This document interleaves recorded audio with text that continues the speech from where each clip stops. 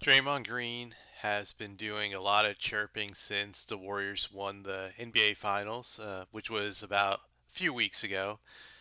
He's been doing a lot of chirping mainly about what he calls the new media. What I gather from how he's spoken about the new media, quote unquote, is basically the new media is players being the ones to voice their opinions about the league and other players, and that players are the experts on the game because they played the game and they know the most compared to just to any regular media analyst or even someone who's been in media for years. Just if you haven't played the game, basically you can't be an expert on it, just like the players can be an expert on the game since they played it. The way I feel about this is I definitely feel Draymond is 100% wrong about that. I don't believe the players are always right about the game when they talk about other players, especially because they're humans just like people in the media are humans. They're very biased. They have their own motives and agendas. Case in point is just Andre Iguodala saying last week that he believed Rasheed Wallace would be better than Giannis if he played in his current league. To me, that was a very stupid take. I mentioned why in another video I made about it. So I don't think that's always true. I can just give a few examples of just for me being a Spurs fan where I thought the players were wrong. I still remember way back during the early 2000s when Tim Duncan won his back-to-back MVPs.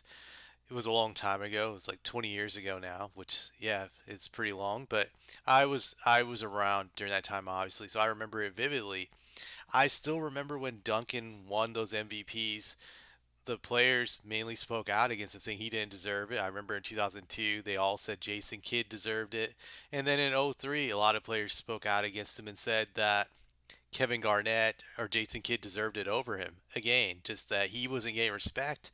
Obviously, he proved them wrong by winning the championship that year and winning Finals MVP in the finals. That's what counts the most. But I really thought those guys were idiots back then. They didn't know what the hell they were talking about. Tim definitely showed it. It also showed another element to me about those guys being biased. That this is they're humans. Like Tim Duncan was not part of their social club. He wasn't the cool kid or popular kid, so they weren't going to respect him.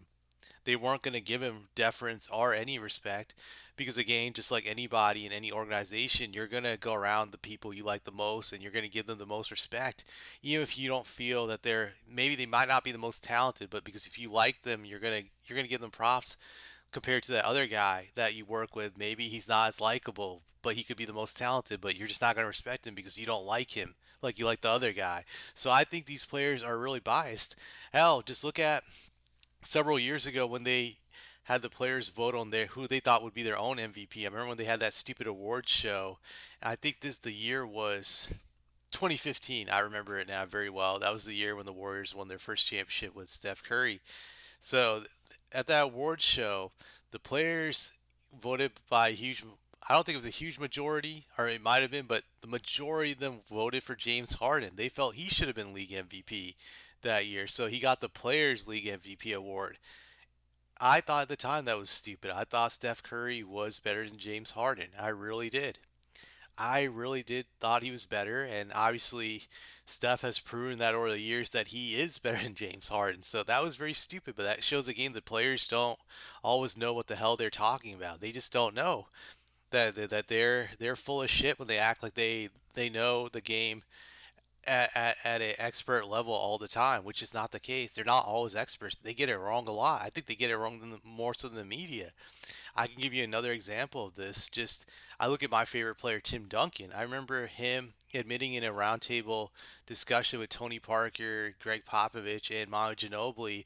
This was after they won their last championship. They were sitting together. It was a cool roundtable discussion on NBA TV, and Duncan admitted straight up that he didn't think either Tony Parker or Manu Ginobili would amount to anything when he first saw them. He wasn't impressed by them. He was just skeptical they could just be even good players. And this is Tim Duncan. So he was honest about it, which shows again that these guys don't always know who's the best or they know they can give accurate analysis on players. They're not always right. They're just not. Another obvious example I can give you is Michael Jordan. Just look at him picking Kwame Brown over Pau Gasol. Just he missed out on Pau Gasol. He missed out on Tony Parker on that draft. He got that one wrong. He was way wrong about that. So I can give you even other examples of players.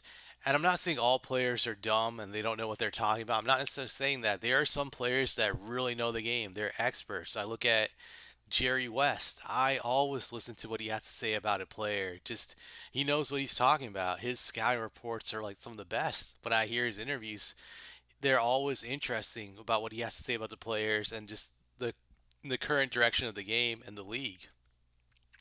He knows what he's talking about for sure.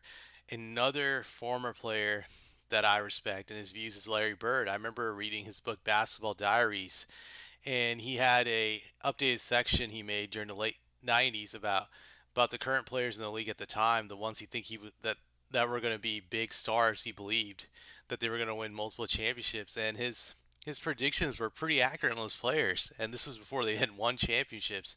His scouting reports on a lot of the players he wrote about in that book were pretty accurate. So not all of these guys are off when it comes to analysis of the game when I talk about the players, but there's a good amount of them that are, and I just feel that the media gets it more right than the players actually do when it comes to analysis about the game and just talking about the game. I do think they get it right more so than the players more times than none.